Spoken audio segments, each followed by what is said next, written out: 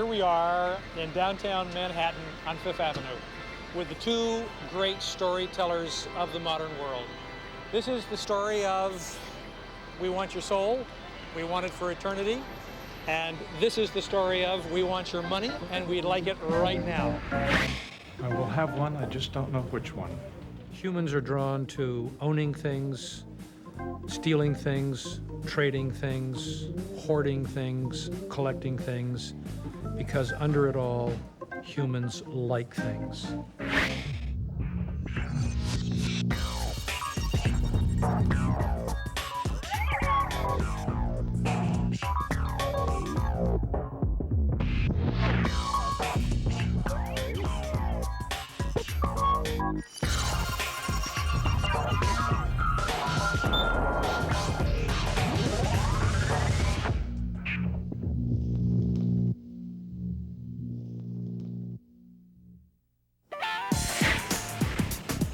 Why do we shop? To look good, to feel good. This is hot. I love this color. Shopping gives us freedom. I'm trying to reinvent myself. And defines us. It's a way to impress other people. It looks nice, nice style. This, I think, is the person I am. Some people, they will strive, and this is their piece, and it makes them, they feel they've arrived. And has become the #1 leisure activity in the United States, next to watching television. But it can go too far and become an obsession. I knew I had a big problem. I was so busy buying fabric, I never had time to make anything. Shopping says so much about human psychology that it's even studied by behavioral scientists. Brian Wansink is a professor of consumer economics. He studies the way people shop by carrying out experiments in stores. His subjects are often unaware that he's observing them. For most of us, shopping is an everyday experience, but there's more going on in here than meets the eye. Brian spends a lot of time looking and listening to how we behave in a store. The supermarket is one of the most familiar shopping environments. We spend 36 hours a year in the supermarket, so we think we're in charge. But as Brian Wansink's experiment will prove, we're not as in control as we think we are. What we're doing today in the store is we've set up some signs to recreate this experiment. What we've done is we've taken an end cap of soup. We have a sign that says, soup, 79 cents. What we'll be doing is we'll be watching how many cans of soup people buy from that end cap. And then what we'll do at intermediate times is we'll switch that with a sign that instead says, soup, 79 cents, limit 12 per person. And we'll see if we find people buying a lot more from the limit 12 sign than from the no limit sign. Based on all the stuff we've done in the past, we're going to see a big difference. First, Brian set up the no limit sale sign, and no one paid much attention.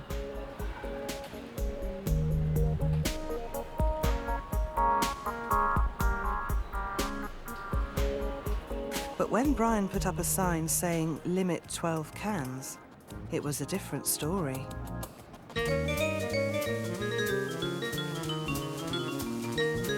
How did the shoppers account for their sudden enthusiasm for Campbell's soup? So why did you buy more today? What's going on? Well, there's the sale, and I thought might as well just stock up. They're not going to go bad, and it's good. That's, how many cans of soup do you typically buy when you come shopping and you see a sign that says 79 cents? Oh, I don't usually buy this many, but it's on sale now, so I would buy the limit here. Okay. So I'd probably buy about 4 normally. Well, I bought 8 instead of 4 or 5, so I don't know. Yes, it worked. It worked to a degree. Grabbing a cart to do the weekly shopping may seem simple enough. And you may think that when we navigate our way around the supermarket, we're taking it all in. But we're not. Because the supermarket is one of the most visually complex environments we encounter in our daily life. Our brains cope with it by moving into a different state of consciousness, without us even being aware of it.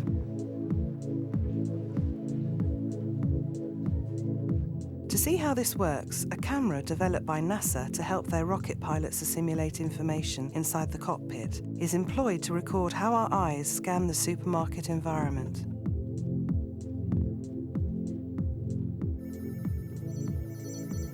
The iMark camera records the involuntary movements our eyes make. And when we identify an object, our eyes are instantly doing three things in the following order. Looking for a shape we recognize, then assessing the color, and finally scanning the area around the object. This goes back to our very earliest behavior as humans. We look for shape, we look for color, then we look for danger. There are around 20,000 products on every supermarket aisle, but our brains can only process around 7 pieces of visual information at any one time. We can't take it all in, so we don't. When we shop, we're in what's called beta mode. This is a scientific term meaning we've switched off, gone into subconscious behavior. Have you ever noticed that you don't bump into other people in the supermarket? You're navigating without even thinking. It's like driving a car. If you know the route you're traveling, you don't have to think about it until you encounter something important like traffic lights. Then your brain snaps out of beta mode into what's called alpha mode, when you become fully alert.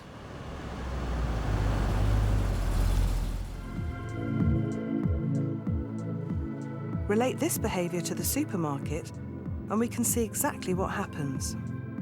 When we find the item we're interested in, the pupils in the eye dilate, and the blink rate of the eye increases.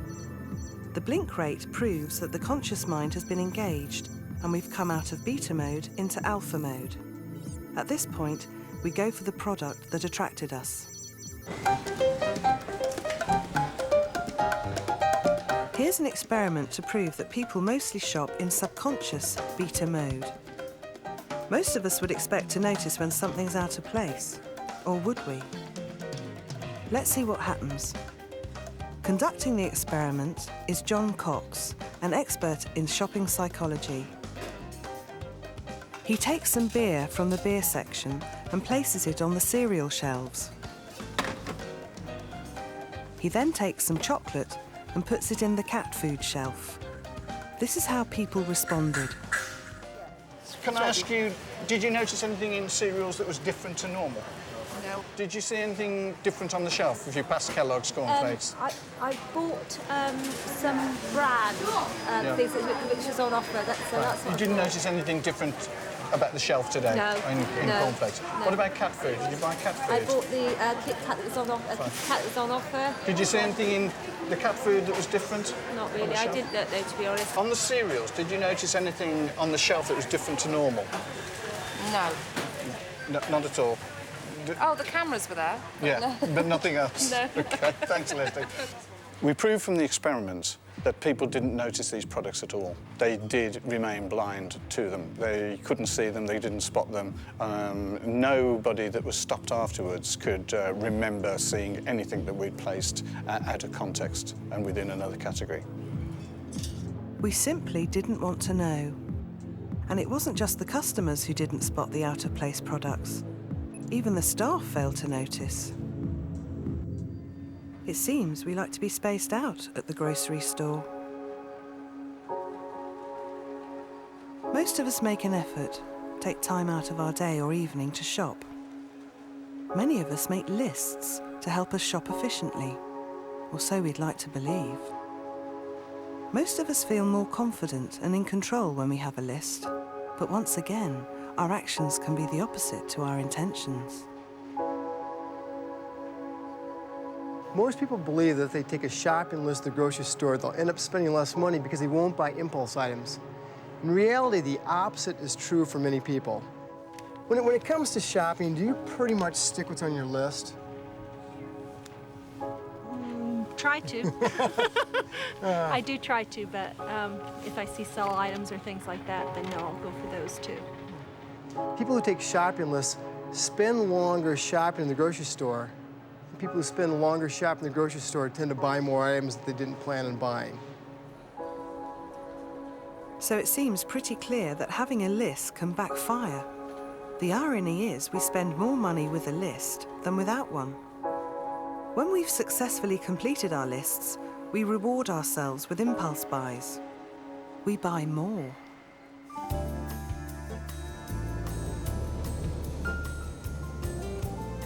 Brian Wansink wanted to find out why we often buy more than we need when we go to the supermarket. Is it because we're just plain careless?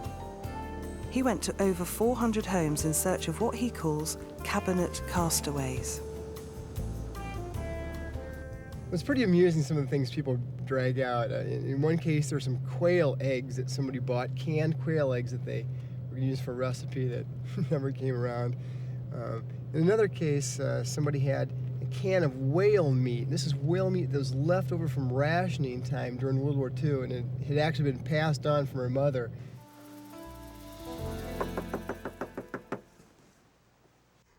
How long have you had this, marshmallow cream? With the new liquid bottom. 7 or 8 years.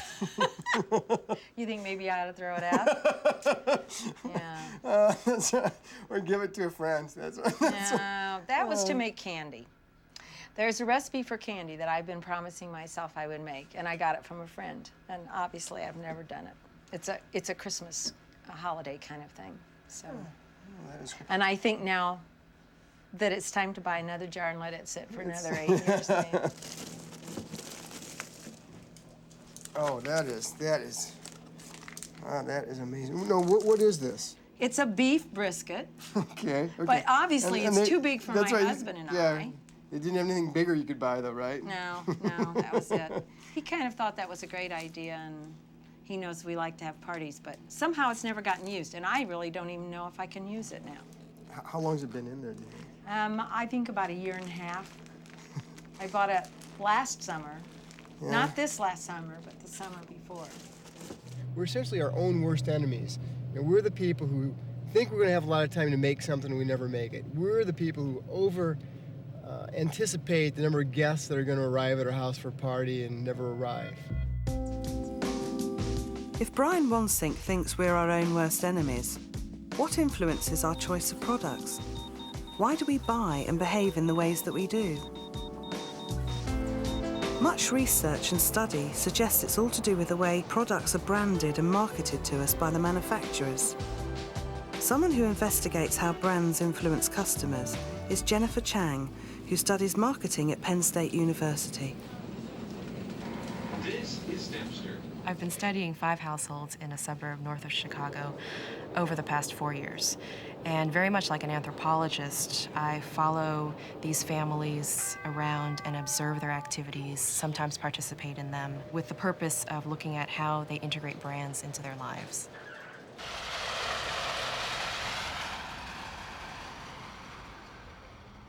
Jennifer Chang is studying Pam Rolfe, a housewife who always shops at the same supermarket every week, Dominic's.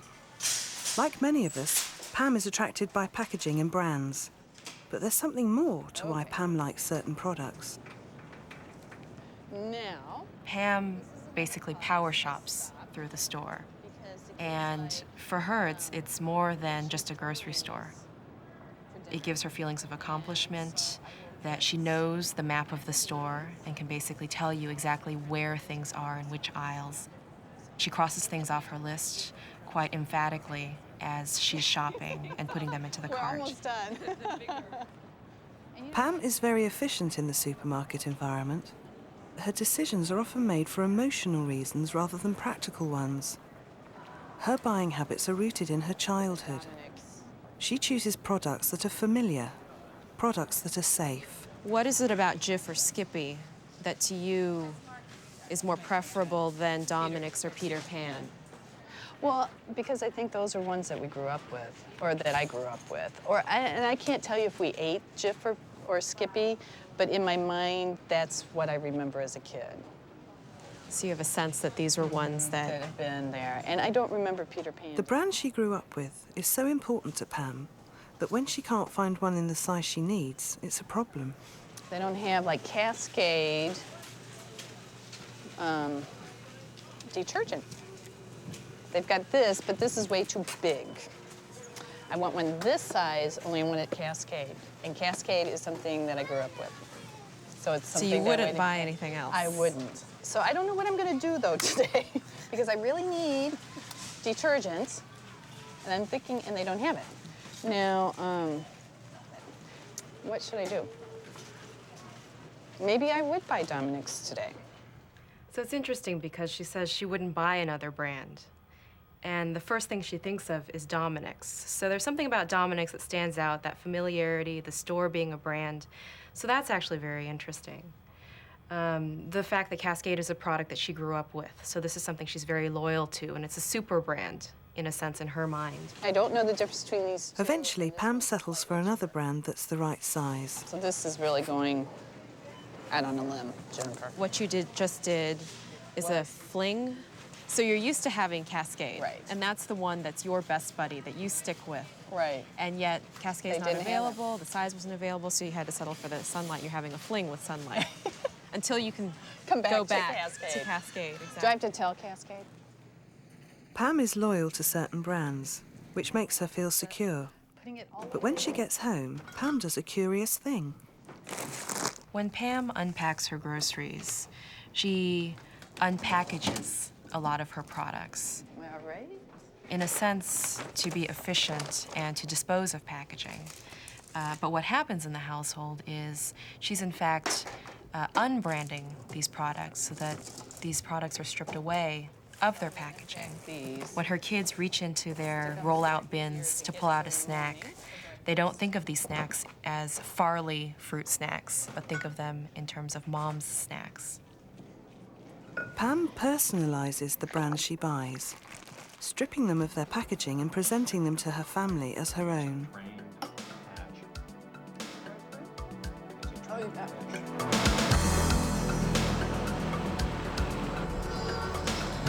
Every day, we are bombarded with commercials and posters advertising brands. We're the victims of marketing, or are we? Labels are such an icon of the 20th century that the Victoria and Albert Museum in London had an exhibition of big-name brands. At the exhibition is advertising executive Robin Laufer. She thinks labels are a two-way street. We use brands as much as they use us. Imagine a world without brands. Everyone would have to do the same thing. Everyone would have to wear the same thing. Everyone has a choice of 4,000 brands. Everyone has a choice of buying unbranded items. Brands are not dictated onto people. People choose brands. We buy brands as a shortcut, a quick way of telling people who we are. For Erin Flanagan-Lazard, buying a new pair of sunglasses is an adventure.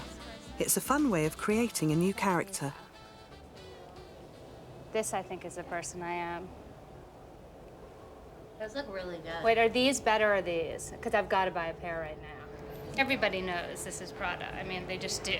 I really want to be this person. This is who I really want to be. There's something really chic about this, and I like that they're obnoxiously big. These are I want to be glasses. Lenny Kravitz, but I'm not. You know, if you have like a velvet gown, you know, and you put on, like you running around a store and you put on a wonderful hat, then you feel like that person. And then you'll be in like jeans and flared pants, and it'll be like aristocrat bohemian. I like this skirt. It's like happy. It makes you want to dance. Once again, have that influence of, I'm off to see the wizard, the wonderful Wizard of Oz. I'm off, I'm off, I'm off, I'm off. And this reminds me of chestnuts. I don't know why, and it feels really soft. And I like the way this feels. Ooh, sorry. Oh my God, sorry. Buying the right brand is not just a way of creating a character. It's a way of joining a lifestyle.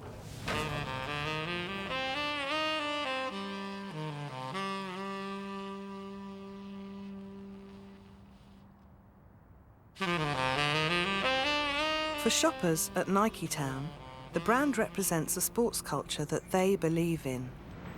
It's a good brand. It's comfortable shoe. It looks nice, nice style.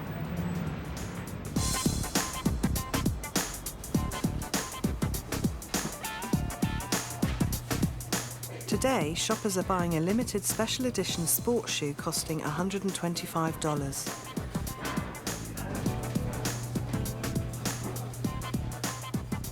Check it out. Right now, the Michael Jordans thing came out.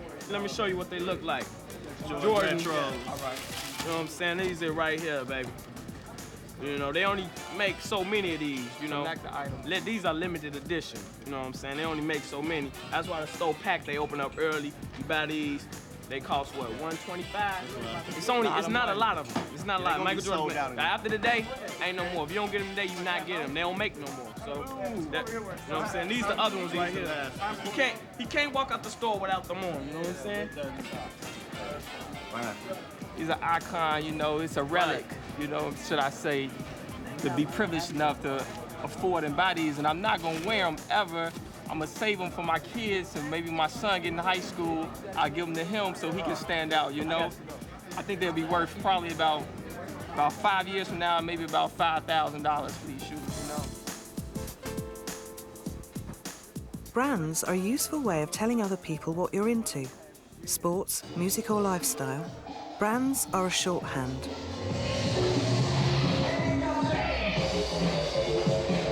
For teenagers like Alex Herman, certain brands of clothes mean you're part of a certain group. This is a young people's code that parents would have absolutely no understanding of. My parents wouldn't realise what look goes with what, because they're not in touch with the scenes that are around with my friends and with my peers at my age. Most of my friends are into garage music because it's a very young and trendy new scene at the moment. And you've got hip hop, which is an R&B scene, and very baggy. FUBU's a label associated with R&B and hip hop. A typical drum and bass boy would wear a hat, maybe a hooded top or a Moschino shirt. Maybe with Moschino jeans, maybe Reebok Classic or a pair of Nike Air trainers. It is quite useful in places like clubs when you want to meet someone or talk to someone, you know who's going to be more like yourself. So yeah, you can use it as a tool of your advantage. A lot of drum and bass people wear Moschino. They've got Moschino written all over them. Back across the bum, they have an M written there. I get my inspiration from films. Like Reservoir Dogs could be the suit look out of that. Nice finish. They call it comfort. There's Polo Sport. Calvin Klein like to be associated because in their adverts they've always got slender men with good bodies wearing their jeans. I'd like to think that I'm a Calvin Klein man, if you like. On average, teenage boys spend around $44 a week on clothes and accessories. Surprisingly, this is more than teenage girls spend. They fork out about $34. The teenage market in the US is worth a staggering $100 billion a year. Being part of the right look starts young. Coco is 13 and on the beginner slopes of shopping.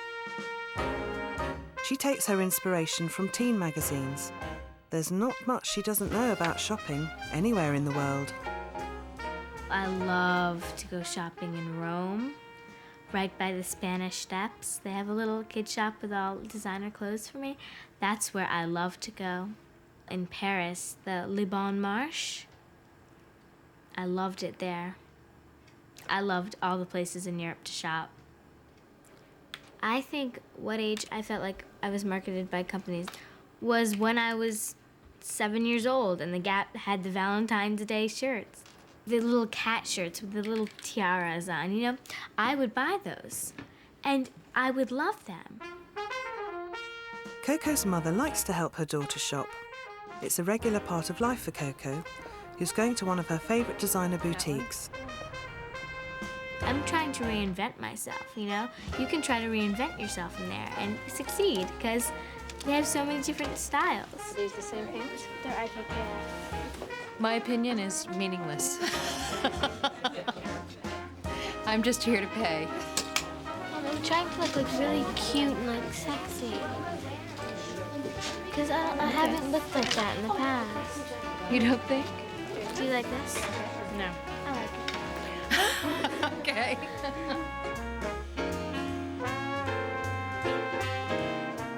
I go shopping one way or another almost every day, but with Coco, pretty much every weekend.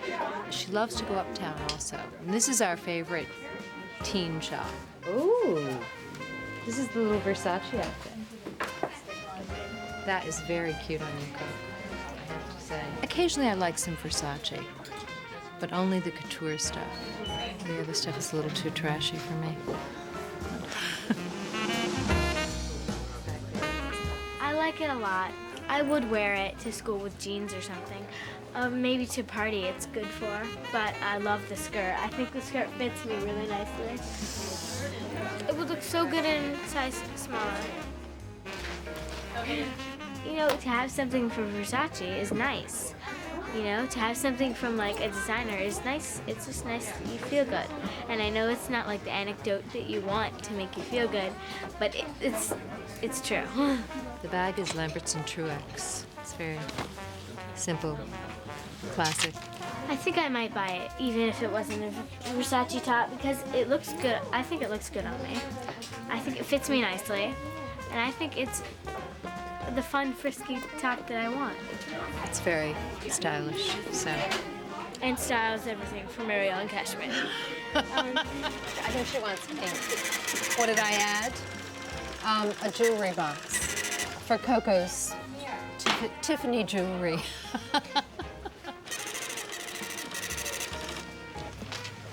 Are you happy? What Coco learns now will define her behaviour in the luxury shopping world of the future.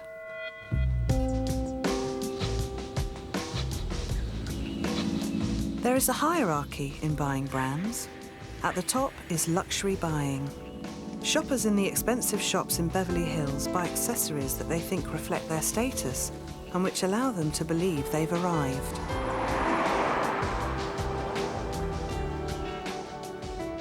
James Twitchell is Professor of English at Florida University and has a keen interest in consumerism, which he sees as being at the epicenter of modern